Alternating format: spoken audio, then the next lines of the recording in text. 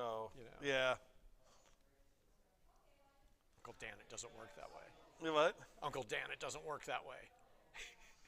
Yes. We're good? Are we live? All right. All right. Well, welcome everybody to Q&A. Q&A, whatever we're doing. In space. Right, in space. Q&A. This is Pastor and the Recovering Heretic. I am the pastor. I am the recovering heretic. All right. Welcome, Dan, Welcome. as we get set up today. So, Yeah. welcome. And we hope, we have power all the way through. Yeah, that would be good. All right, I'm going to jump right in to today's topic. Okay. Demons, baby. Demons. Demons. Oh, the fun stuff. Yeah. Yeah. And mainly because it comes out of today's reading. Mm-hmm. And as usual, I catch a lot of inconsistencies in the story. It's not internally consistent. Okay. And that got me wondering about a lot of stuff. But I kept coming back to the demon part. Okay. Because part of what it occurred to me in analyzing why I reacted to it the way I did was that the demons here, and actually in the rest of the Bible, they don't act like the demons in pop culture. What do you mean? Well, the demons in pop culture, they're very physical. There's usually, sometimes you get the smell of brimstone. Oh, okay. But you look at things like Constantine. Mm-hmm. They have a very real physical presence. You can see them. Yeah. And here in the Bible, actually, outside of when Satan is tempting Jesus, Jesus can see him there physically. Mm-hmm. And if you assume that the serpent in Genesis is an actual demon, right? And I know you've said before that's not necessarily the case, but we kind of bookend with a physical presence of demons. Then everything in between, they're influencers, they're whispering, but they're ephemeral. Yeah. So I wanted to just start with that. That why have they no substance through the bulk of the Bible? Well, because like angels, they're spiritual beings, not, to use the Star Trek term, they're non-corporeal spiritual beings. Like their very essence is spirit. The Bible kind of believes that there's a wealth of spiritual presence in the world, just as there's the physical creation, there's the spiritual creation. And so they're kind of in that. They're spiritual beings just as we are physical beings. That's what separates them from us. So why do we get a crossover with angels? Why do, they appear to Mary, they appear to the shepherds? So it doesn't tell us... They wrestle? Well, right. So it doesn't tell us how they appear. Was Gabriel just a column of light? What was... Spirituality doesn't mean it doesn't have form to it. It just means it's not confined to form. So we're kind of overlaying, again, the pop culture figure of the angel with this robe and wings. Yeah, right. I mean, it could have been just like column of light. It could have been wispy cloud, right? It could have been the lights of Zatar. Right. It could have been monstrously terrifying physical form, whatever it is. Occasionally we get a description of form in the Old Testament, but overall it seems to be that they're not confined to form, So they can assume it if they want, but they don't something need like that. to. Right, they don't need to, at least on our plane of existence, so that's about what we get, that's about what we get. So what happens in that case? What happens with possession? I have no idea. It seems to be that the spiritual form, that the spiritual essence of the being takes control of you, in some way. In this guy's case, it's very direct control, but the spiritual essence of the being inhabits your body like a meat suit, kind of thing, basically. How is it able to, and I know this is not specifically in the Bible, I'm assuming there's been some theological thought put in this through the centuries, but how would it be able to assume control of the meat sack?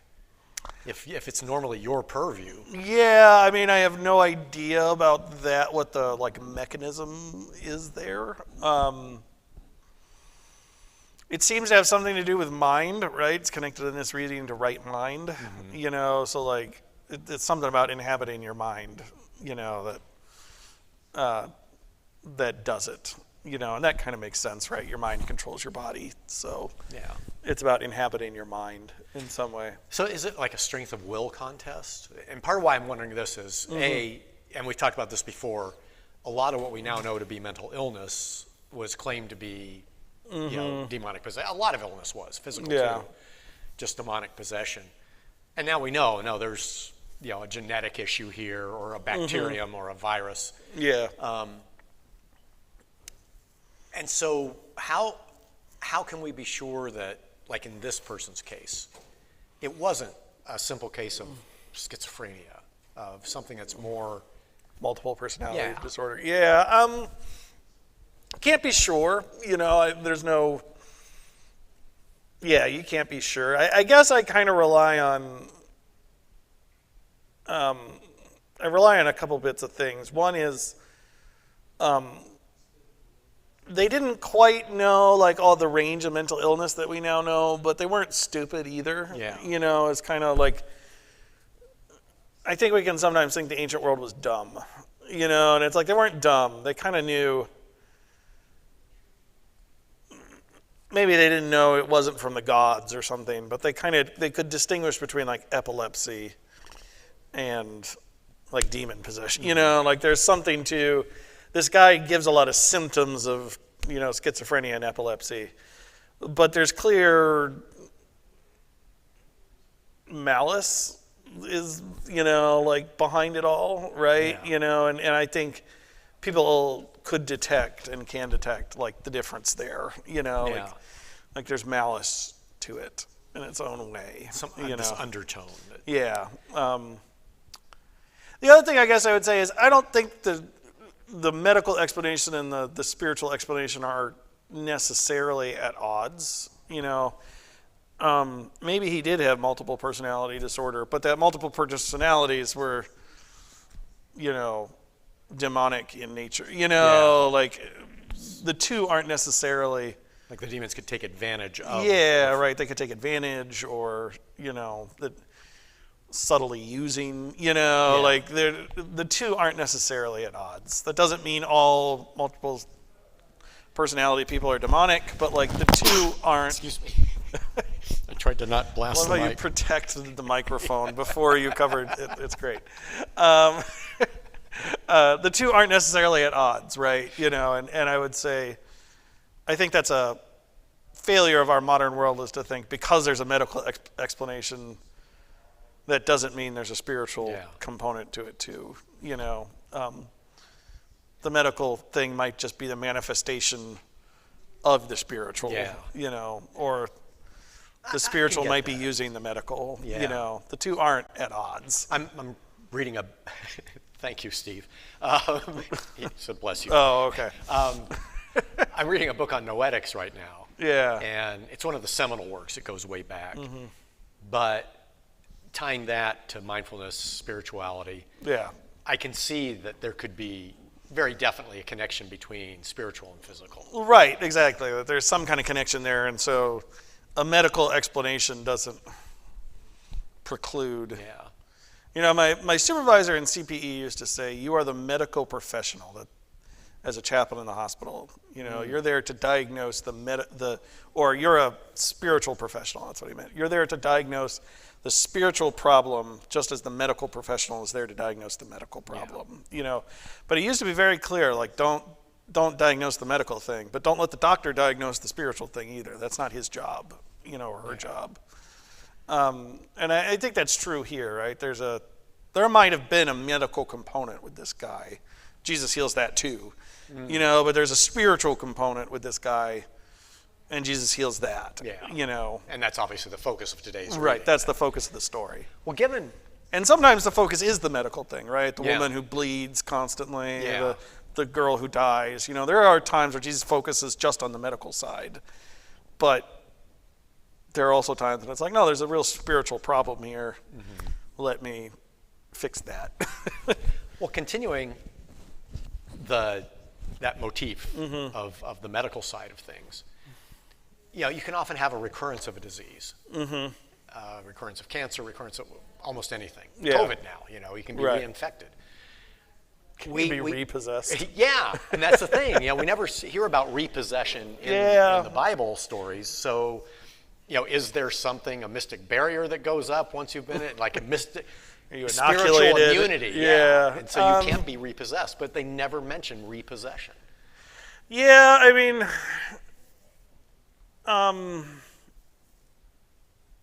part of that is I don't know how accurate this is, but I have a colleague who sometimes describes it as a door, and you could open that door and there's things behind that door you don't want to let in. Yeah. But once it's closed, it's closed, and so closing it is closing it is more permanent than opening it. Yeah. So maybe it's like that. I don't know for sure. What I do know is that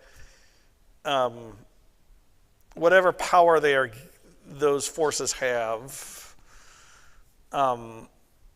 they submit to Jesus, and that's true both in like physically, like the actual Jesus in the story, but that's true for us today, right? The simple cure if you're afraid of demons or ghosts is rebuke them in Jesus' name, quite literally, because Jesus' name, as Scripture says, is the name given to us for salvation, and so they're actually quite weak in a certain way. Like they're menacing, but they're quite weak in another way in that they can be easily. Christ came into this world to make sure that they are no longer powerful. Yeah.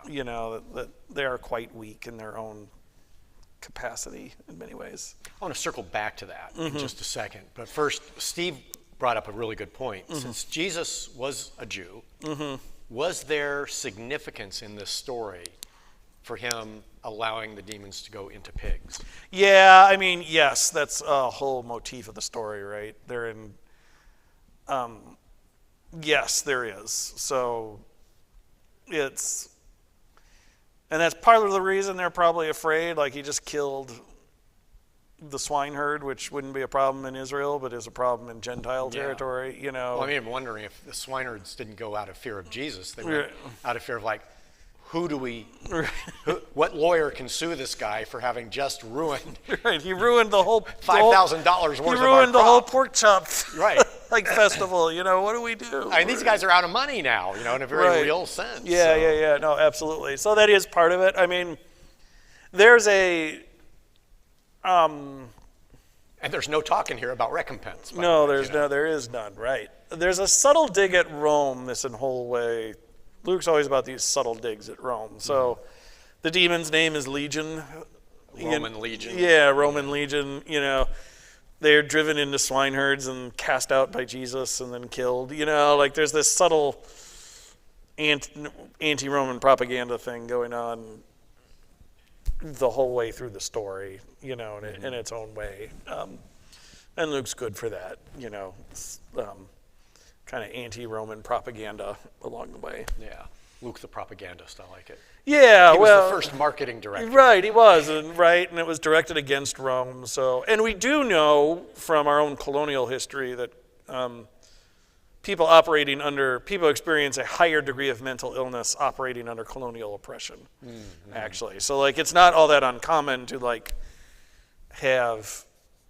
see things like this under, whether it's British rule or Roman rule or American colonialism, there's higher, to the point where, this is still a problem in Native American communities, right? Alcoholism. Being a colonial population puts you at higher, it's one of the reasons colonialism is bad, is that it mentally harms the people that you're doing this to. Yeah. Well, in any kind of oppression. I mean, it can't, as we're observing the COVID data, statistics. Right. It mentally African American populations suffered more. Right. And Latino populations suffered more. And there's a mental side to it, that works out. So, well, Steve has a follow-up that's a little more practical. Before the Mosaic Edict, did Jews eat pork? It's hard to know what they did before Moses. I mean, the dietary laws aren't around till Exodus, so no, but it's hard to know. They're not quite, they're Abraham's family. They're not really story-wise, right? They're really Israelites when God liberates them from Egypt. That's actually part of what the 40 years in the wilderness is all about, is forming what's a collection of people. And Exodus is clear. It's not just like people descended from Jacob. It's like lots of slaves from Egypt. It's this really ragtag group of people, some of which are descended from Jacob, some of which aren't. That's interesting, because I've never heard that before. Yeah, it's actually it's a collection of slaves. So they could have been slaves from everywhere. Right. Plus the core of them is the descendants of Jacob. Yeah, they led the rebellion. Yeah, but it's the slaves, and this is where the Back to Egypt committee comes in, right? And this is why there's the golden calf, and there's all these pressures from different cultures kind of existing, and the story from Sinai to the first time they try and enter the Promised Land is they're not formed enough as a people yet. They're too much in the slave mentality. They're too much, not a people yet. And so the 40 years is about taking 2 generations to say, you are a cohesive people, and you're my people. Yeah. So here are your new traditions, your new laws. Right, and so that's a lot of what all those laws are about, and that's why Sinai is grace. We think of the 10 Commandments as law, and they are grace too to those people, because it's teaching a people who didn't really know how to live together. Yeah. It's grace in the end. That's cool. So I just had my big, you do this to me every week. That was my big epiphany of this yeah. week. Yes. I love that. That's why they have so much. That's why they're complaining so much and struggling with it. So much discord. Right. We're free, and now let's disagree on everything. Right. We disagree on everything. Right. All we know is that this Moses character freed us. It's the only thing we can agree on. Right. Yeah. So we follow him. And there's a giant pillar of cloud. It keeps following us. Right. At some point, I want to get into speculation on that. Yeah. But that'll be for that week's readings. Circling now back to the whole demons and pigs issue. And this is the other thing where it seems to vary from pop culture. There is an element of sympathy and empathy for the demons in this reading. Isn't it interesting? He's merciful to them. Yeah. Yeah. In that, and that's exactly it. There's first, in untangling all that, there's the very fact that what they're saying is they don't want to go back to the abyss, which I assume is hell. Yeah. And so it almost, to me, sounds like they don't possess people out of malice. They possess them so that they have some kind of physical anchor to this reality. Right. So they don't have to go back. Yes, that's very true, right. That it's a way to escape. Hell is a punishment for demon, so this is where we can get, dualism is a problem, right? Dualism believes that there's good and evil, and they're equal in some way. And absolute. And they're fighting each other. And that you're hoping the good side wins out, but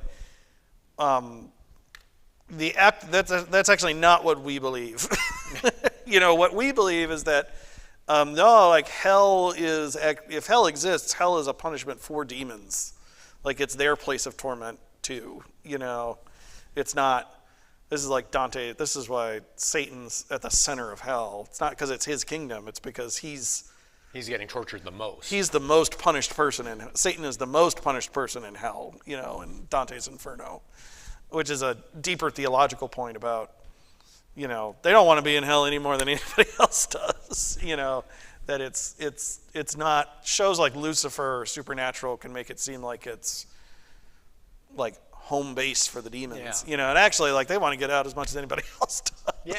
So Well, but it goes, and again, that's one of the pop culture things, right? Because the pop culture image way beyond Lucifer and going back Yeah. centuries, even Right. medieval paintings, right.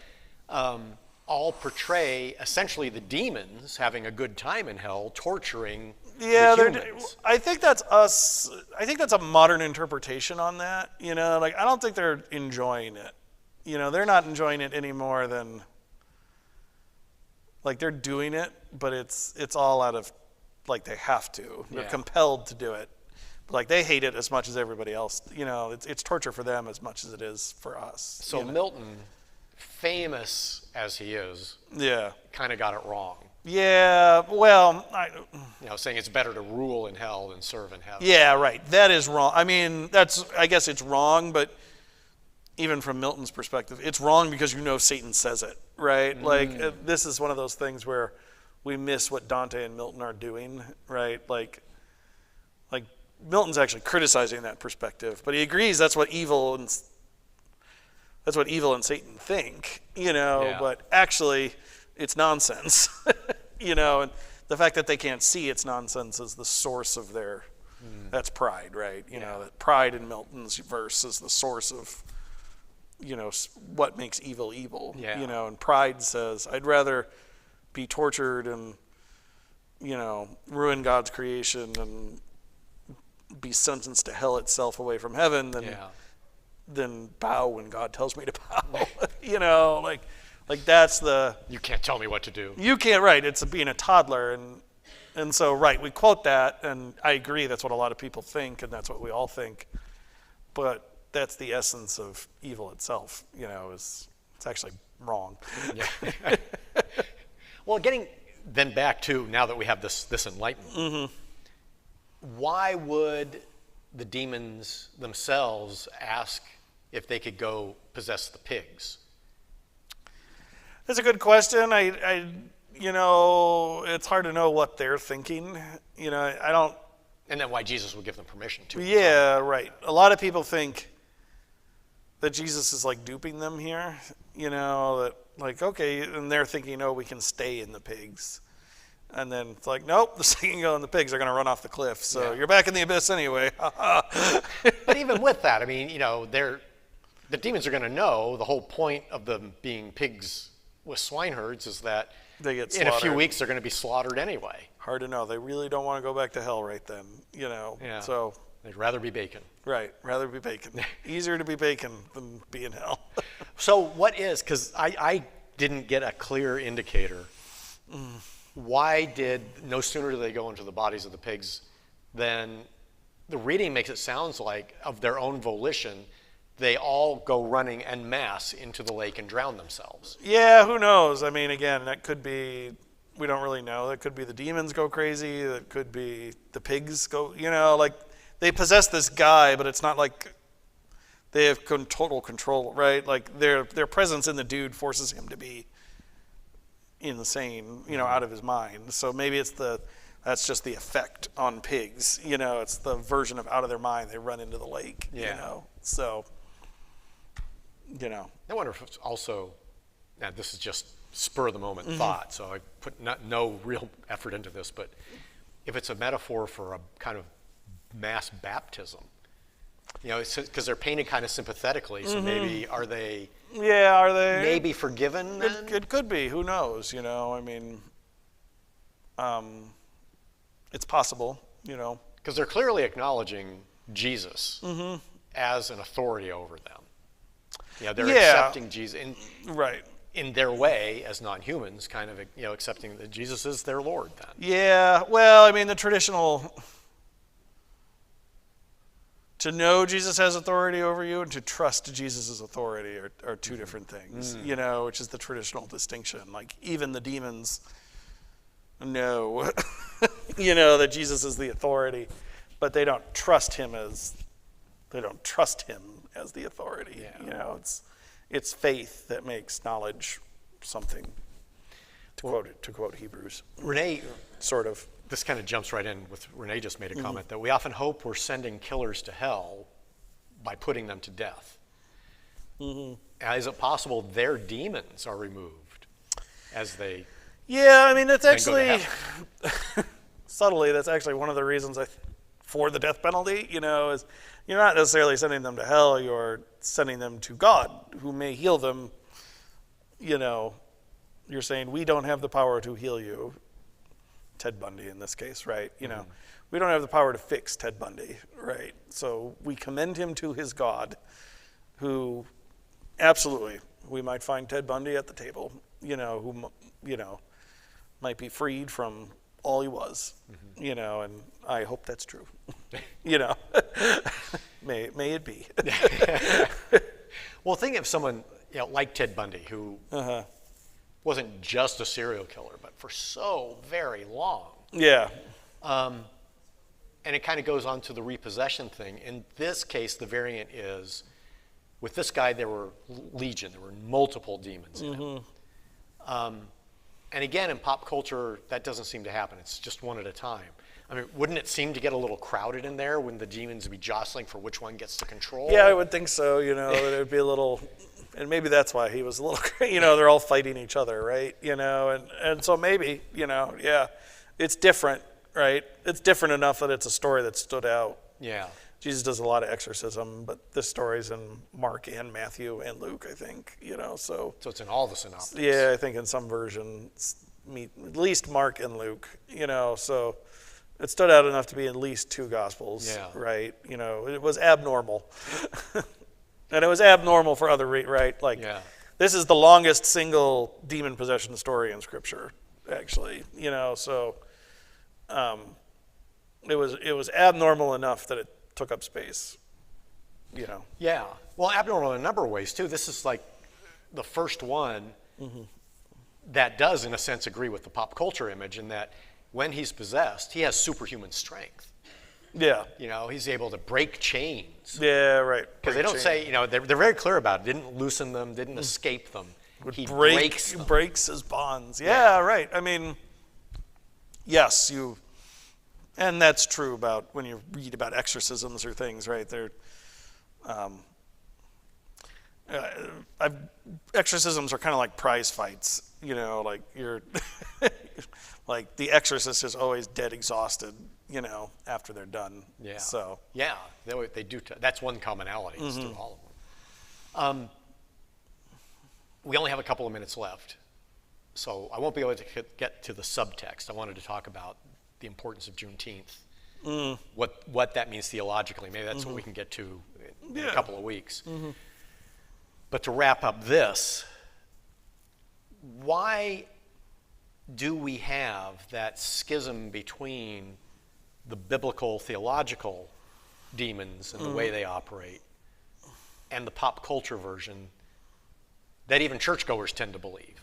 Yeah. Like with angels. There's a parallel to the belief in angels that we have. What's the root of the pop culture version to begin with, and then why is that amplified over time? I don't really know what the root is. I honestly think a lot of it is it just makes better television, Yeah. Or maybe storytelling, because it does predate television. Yeah, it's just, right. For you and me, that's our exposure. Right, storytelling, right. I mean, it makes for a better horror novel, in some ways.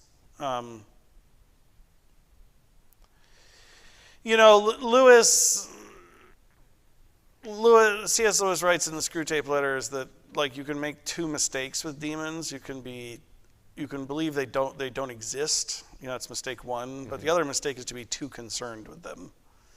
You can so focus on them that it becomes a magic act. And Lewis says there's error in either direction. And so I think it would be simpler and easier to believe that it's like Supernatural or Lucifer, that's how it works, and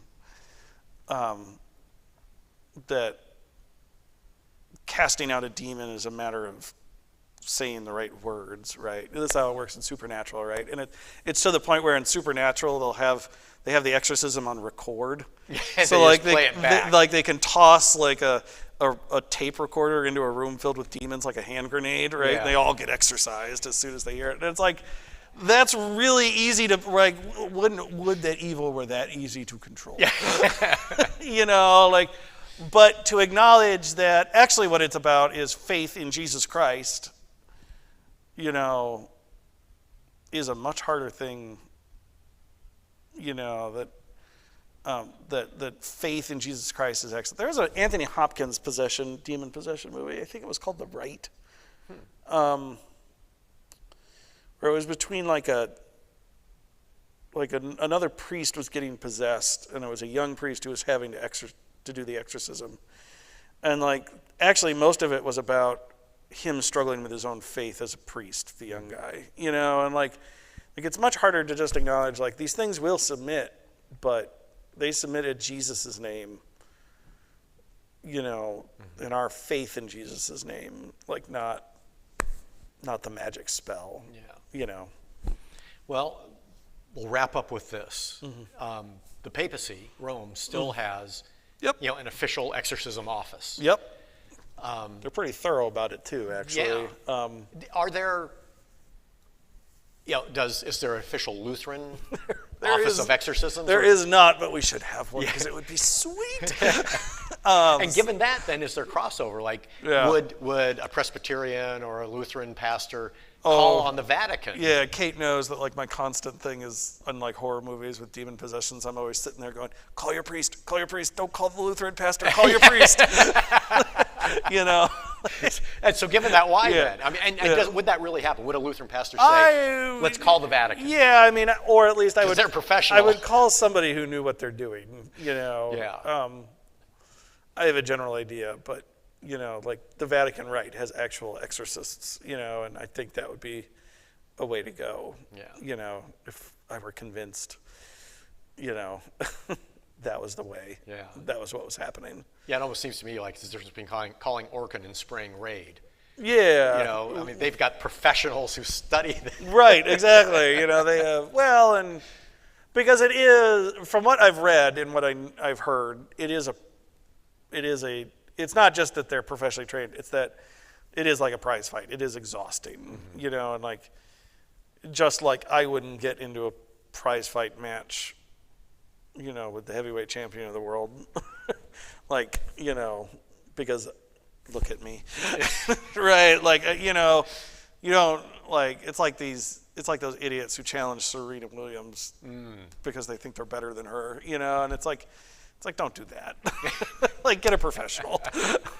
like, stay on your turf, you know, and stay with what you know. Wow. So. Cool note to end on. Yes. Now I'm even wondering if they have marketing, business cards, and all that. But you know. I don't know. Yeah. I know they're right. They do have teams of them. So. That's cool. Yes. Man. Well, this was a cool one. Yeah, really enjoyed the topic. It's a fun topic. And thanks, Steve and Renee, for commenting. And 2 weeks, right? We have to be off next week? Sure. I think you have a meeting right after church. Oh, yeah. We do have to be off next week. Okay. Yes. So I'm glad I brought it up. Right, sure. So off next week. Then the week after, we're back. Please join us. And that'll be 2 weeks to come up with even more questions that you have. Yep.